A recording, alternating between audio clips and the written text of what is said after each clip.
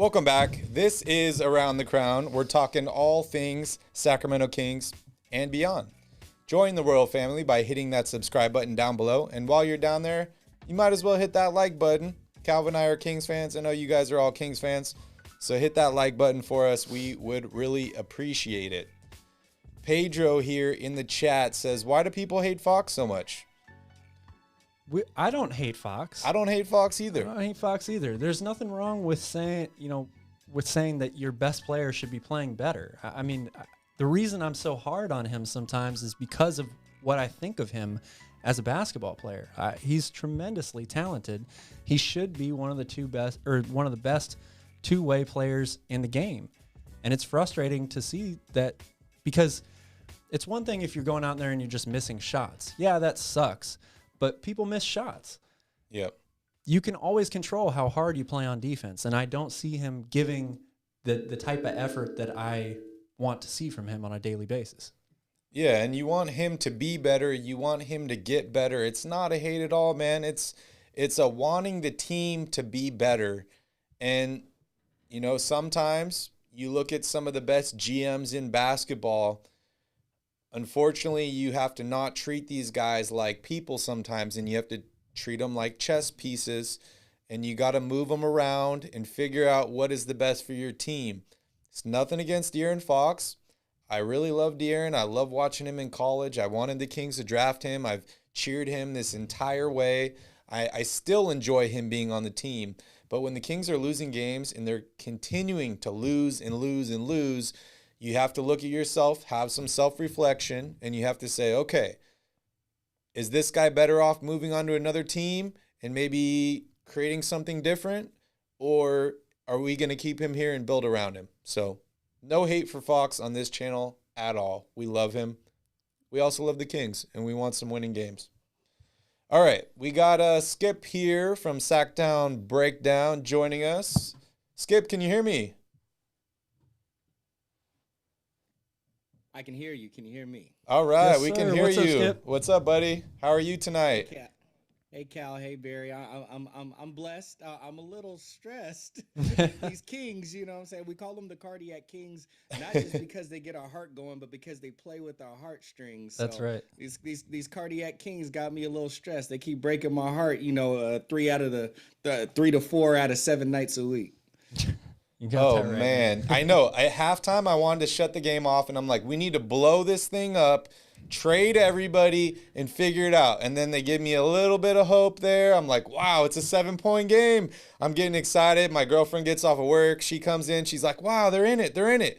And then they just rip my heart out again. God. Crazy. Right out the chest. Right Yeah, out man. the chest. It sucks, but we're addicted, so we just keep watching. Oh yeah. Is what it is. It's like that one song, right? Hurts so good. Hurts so good. Keep doing it. We just keep doing it. All right, so Calvin and I broke down the game, and now we want to kind of move on here and talk about what to do in the future, some guys you like around the league that maybe the Kings should go after, some trades. We're going to fire up the trade machine. So I just want to hear your thoughts, Skip. I was planning on doing this series where we would look back every 10 games at the Kings' performances, and I was taking notes per game, and I was compiling them, and I was screenshotting all of the different things. Luke Walton ended up getting let go, as we all know, and then the Gentry era started. The Kings just haven't been playing well enough for me to feel like I can devote more of my time to them. But if we take a look at, the 10 games, because I think we're at 10 games now in the Gentry era, the record is looking very similar as Luke Walton's did, the first 10 games of the year. I think we're 5-5 under the Gentry era now, right? Or something close. Mm-hmm. It's playing out exactly as I said it would. Once Luke Walton got let go, I told Kings fan to expect to see pace go through the roof and go even farther than what Luke Walton was talking about. But I said also expect a drop off of our defense. And at that time, I believe we were ranked 26th in defense. And then now at this point, we're 29th. So whoever's got that 30th spot, just give up, bro. Let us have it. I mean, we're earning, being the worst defense in the league. But so it's playing out exactly as I thought. The scoring has gone up, attempts have gone up, defense has gone down, and 10-game sample size. I still want to see another 10 games and assess the team under Gentry. From that standpoint, whoever he threatened in the second half obviously did something, in that locker room. He must have compromising pictures of someone, or must have threatened to give someone a noogie or a rip or a lumpkin, because guys came out and played much more inspired. But here's the thing. December 15th is coming up. We know that that the trades are going to open up, and there'll be less restrictions on who can be moved. So in that regard, my biggest target right now, who I feel like is going to make the biggest impact on our team, period, is Myles Turner. I would like to see our paint defense go up, and it also adds some spacing. So it's literally exactly what we need on both sides. Yeah, I love Myles Turner a lot. I know Calvin does too. You think 100%. He could play alongside Richaun Holmes, or are you looking for a replacement? I want to say this first. I love Richaun Holmes. I love the Holmes family. I love their celebrations after games. I love how Dr. Holmes comes on. She gives good critiques across the board for the guards, for the bigs, for her son. For everybody. So the Holmes family is royalty in my mind and in my heart in Sacramento. But we have been bad for so long, and we deserve to get better so bad that I am completely willing to trade Richaun if that's what it takes to get Myles Turner here, so we can start winning and so we can get to a play-in and eventually a playoff game. Interesting. Your thoughts, Cal? It's hard to argue with that. I mean, the thing about Myles Turner is he hasn't been given the opportunity to really show what he can do, and he's spoken out about that himself. Saying, "I think I'm a glorified role player here. I believe that I can contribute more." So whether that's on Indiana or another team, that's what he's going for. And he's young. He's 25 years old. He's improved his game every year, and he brings a lot to the table. So I think if you have an opportunity to get somebody like that, even if it means giving up Richaun Holmes, I would be okay with it in the long run. Yeah, I think I agree with both of you on that, but it still leaves that void at the 4 position, because that's what this Kings team needs, is a starting 4. We all thought that Marvin Bagley was going to be that guy, and tonight was the first chance seeing him start in that position. But if you just do a swap, Richaun and whatever else it takes, maybe another young guy and some picks to get a Myles Turner, who are you going to put in that 4 spot? Because I don't think Harrison Barnes is a good option night in and night out at that position. Skip, Ollie, you go ahead first. I appreciate it. I do agree. We still have a hole at the 4.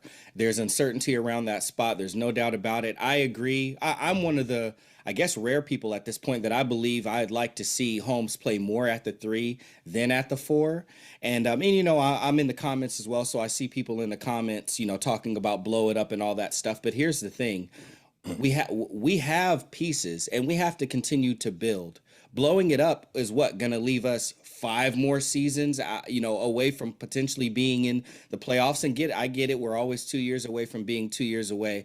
But there is a remnant of what Monty McNair is trying to build. And I say we continue to build on top of it. And with building, how do you build? One brick at a time. So that 4 spot is something that we need to figure out. And there's no doubt about it in my mind that Sabonis is a more talented player, and I'll even say a more valuable player. If you even want to say a better player than Myles Turner. But you draft best player available and you handle needs via trades, and we have a big need for, as far as paint protection. We need, more size. And if we can get size and that in one player, and in defense is our biggest need, because we have, we score enough points, and we don't score consistently enough. Don't get me wrong, but we end up scoring quite a bit of points, and especially with Alvin Gentry having attempts go up. So I say, let's go ahead and address the defensive of thing. If we can just get better at defense, if bringing in Myles Turner, not only the defense that he brings in, but how he inspires others to play better defense.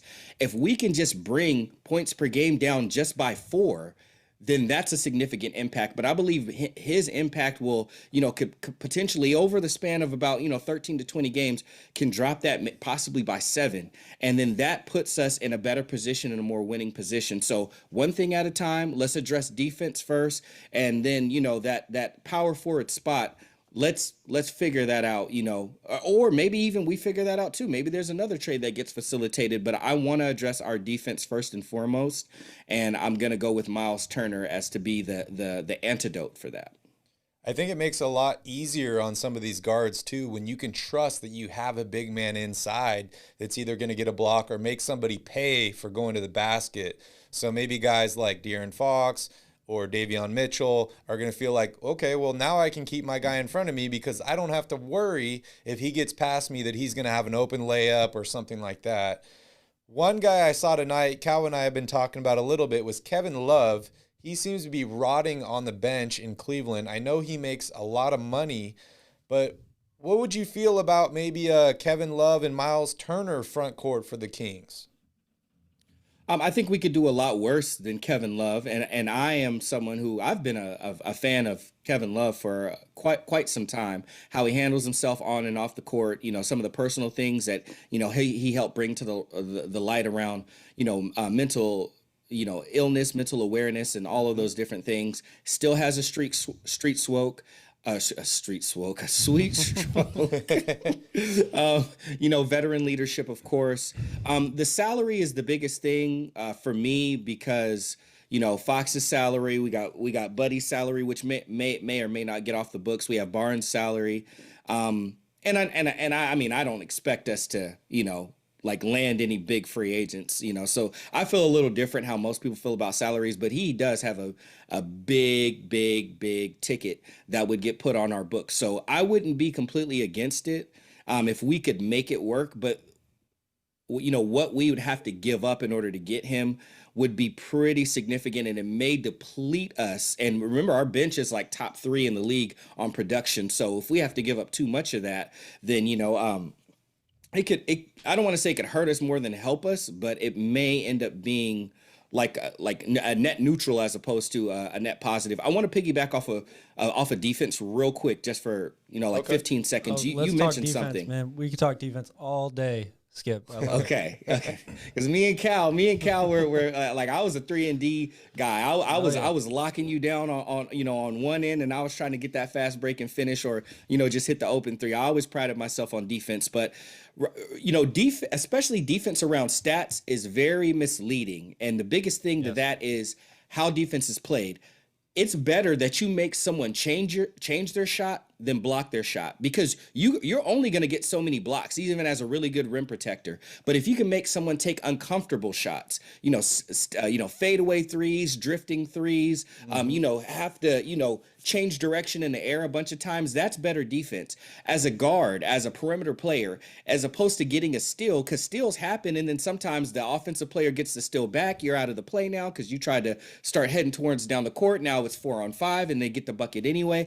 If you can make a ball handler pick up their dribble, if you can stop them from the offensive idea that they had in their head, that's better defense. And that's the type of defense I want to see from De'Aaron Fox. That's the type of defense I want to see from, the limited amount of wings that we have. It's just making people change their shots and pick up their dribble. That's something that Alex Len does a solid job of with his height and his wingspan, and as well as Davion Mitchell. Davion Mitchell is fantastic at making people change directions and pick up their dribble. So don't worry about steals so much, y'all. Don't worry about block shots. Put those away, because you're only going to get so many of those. But as Cal says, you can always control your effort. And if you're controlling your effort, chances are you're getting in front of people, cutting them off, making them comfortable, making them uncomfortable, making them pick up their dribble, making them change their shots. When we start seeing more of that in Sacramento, not just block shots and stuff, but we just start seeing more of that, we're going to start to see more wins. Yeah, for me, defense is great and all, but it doesn't matter how good defense you play if you can't get rebounds. If you're playing defense 23 seconds and then they get an offensive rebound and they get the ball back. That's so deflating for your team. And the only reason I mention Kevin Love is since Kevin came into the league, there's only one guy that's had more double-doubles than him, and that's Dwight Howard. So I feel like he could stretch the floor on offense. He can get you some rebounds on defense, and you have Myles Turner in the middle. But, Cal, I want to hear your thoughts on maybe pairing these guys, because I think maybe you could do a Buddy Hield and a pick for a guy like Kevin Love. Yeah, I'm going to have to agree with a lot of what Skip said. I think they'd actually be a really good pair together, Myles Turner and Kevin Love. The price tag on him is a little concerning, and I'm not a big, like you said, I'm not a big salary, watcher, or I don't like to use the phrase timeline guys either. But Kevin Love, to me, does sort of fall into that. I'm not sure. Maybe he comes in and he helps for a year and a half, and maybe even the Kings make a playoff run or run into the playoffs in that stretch. But then he's probably going to be done after that. So I don't know if it's worth taking on that much salary for such a short window compared to all these other guys, young guys that you have. Like Chris Paul with Phoenix. Well, that's different, though, because they're already in a win-now mode. Okay. The Kings are not. And, yes, he's part of what helped propel them into that, but they already had the pieces around him that were ready to win. They just needed him to complete that. I don't think Kevin Love comes in and completes that we're ready to win in Sacramento scenario. Yep. And I totally agree with everything Skip said about defense. To me, it's such the most glaring, obvious need that this team has at the moment. So that's my priority in trying to bring in new pieces. Yes, you're going to want to find guys who are still going to be able to help you offensively and play well with Fox, with Haliburton, whoever it's going to be. But it has to be somebody that's going to change things on the defensive end for them. Mm-hmm. And Myles Turner just fits that bill so much. And that's why I like him more than Sabonis, because, yeah, Sabonis is going to come in and play at an all-star level and score, but I don't see him on the defensive end changing the game the way that Myles Turner does. And I also think, on that note, that because we haven't seen Myles Turner in a sort of you're the guy type deal, his offensive production might increase a lot. It might not go up to 20 points, but maybe he scores 16, 17 points a game while grabbing 7, 8 rebounds and blocking 3 shots a game. If you could have that as your starting center in Sacramento, that would be huge, absolutely huge. And in terms of, flipping him for Richaun Holmes, you might have a guy in Myles Turner that you could actually play through offensively as a big man. Mm-hmm. Richaun Holmes, you can get him the ball, and if he has a little space, he puts up the push shot or he's there for a lob, and he can score 20 points, but it's dependent off of everybody else. I don't have a lot of confidence in giving him the ball on the block and saying, go get a bucket every time. Yeah. So that's why I value Myles Turner so much. I think there's the potential along with the way he changes the game defensively. Yeah, I totally agree with both of you there. Are there any other guys, Skip, around the league that you're like, the Kings need to go out and get this guy? Honestly, that's really the biggest one, and my primary one. I guess that's where if Skip is boring anywhere, it's like going and getting players just after so many years, of hoping and wishing and wanting. I see the reality of the fact that, the Kings don't make a whole lot of moves. So I usually only kind of, my wish list from Santa Claus is really small. Okay. I've gotten enough coal over the years to learn. There's nothing wrong with that, man. I mean, we know that this guy's been made available, right? So if he's the guy you want, then let's go get him. Let's make it happen. Yeah.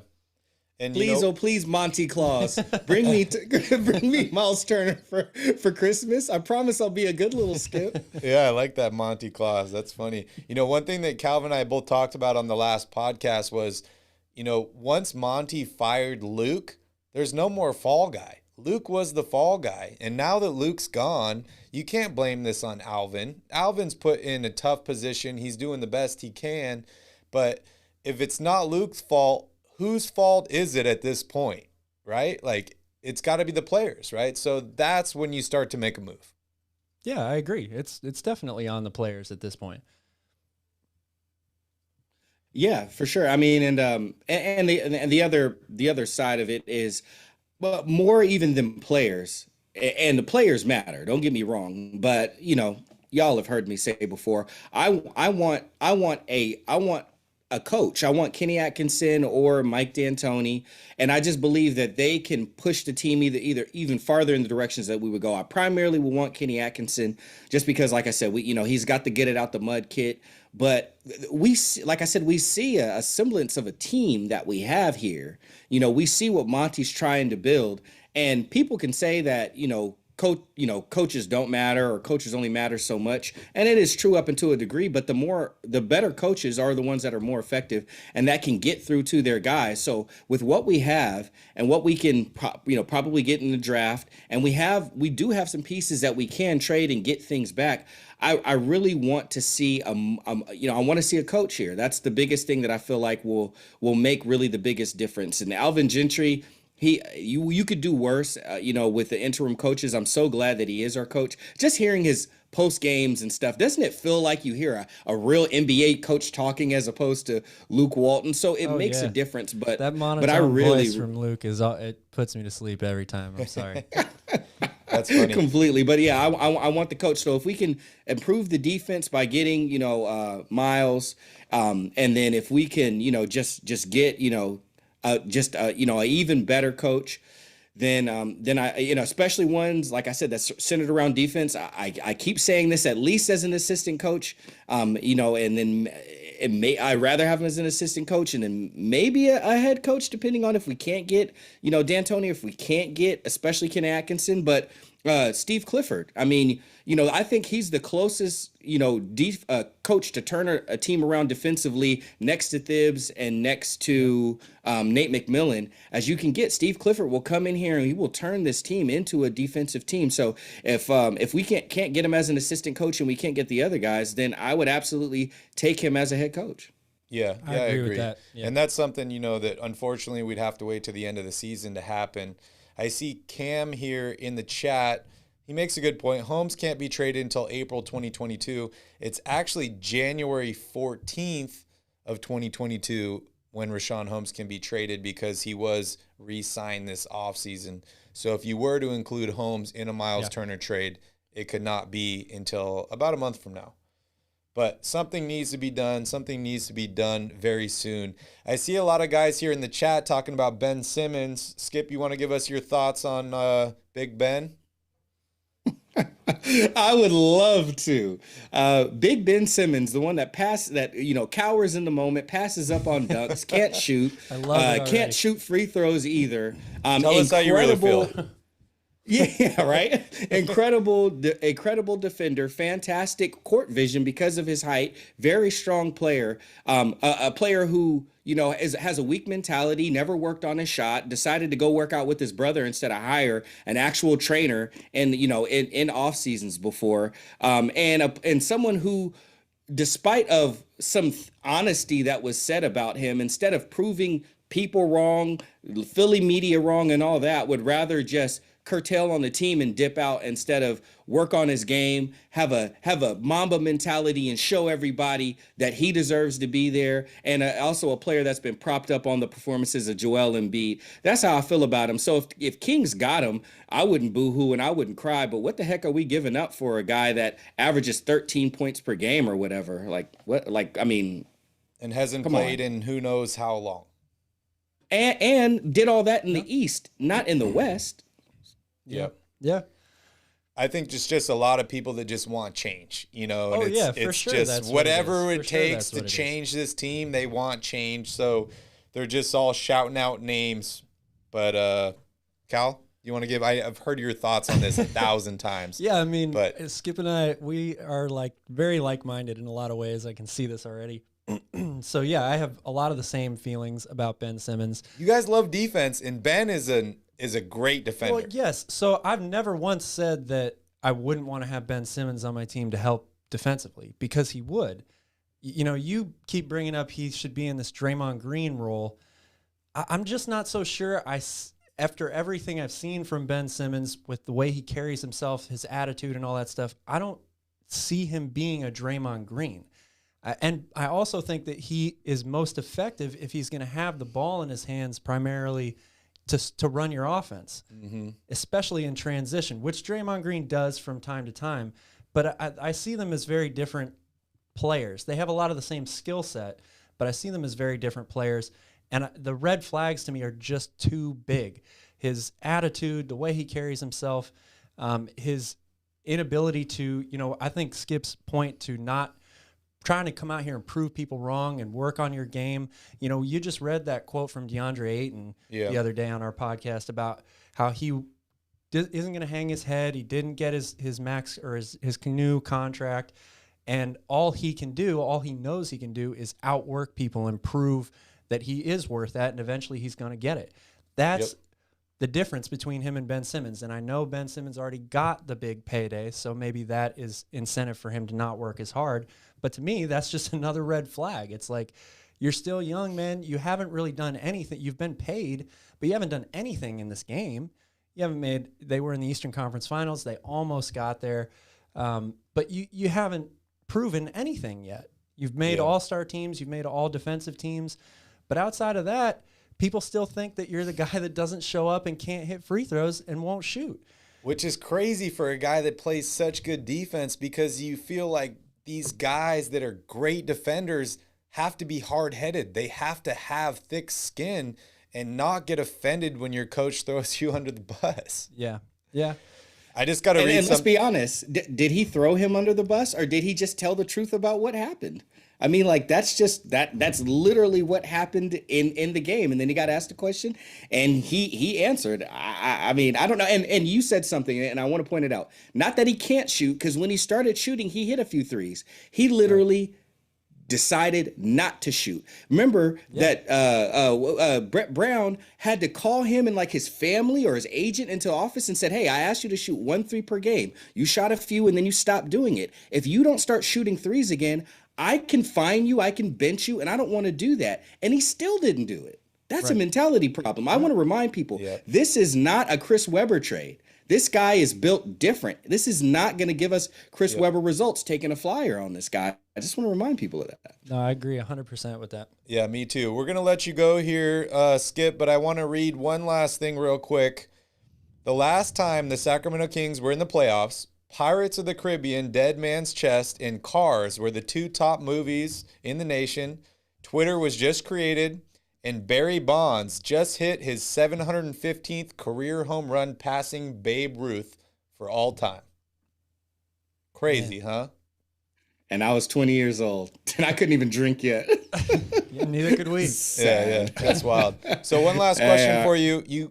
You're always wearing a really nice hat every time. Where do you get all your hats from? Between Lids and then the arena when I go. Those are the 2 main places I get my hats. Okay, awesome. Anything else, Cal? Thanks, man. Thank you for coming on. We always appreciate having you. I love talking to you. We got to go watch a game in Sacramento at some point here soon. Yep. Thanks, Skip. Can't wait to meet y'all. Always a pleasure. Blessings and aloha. All right. Have a good night.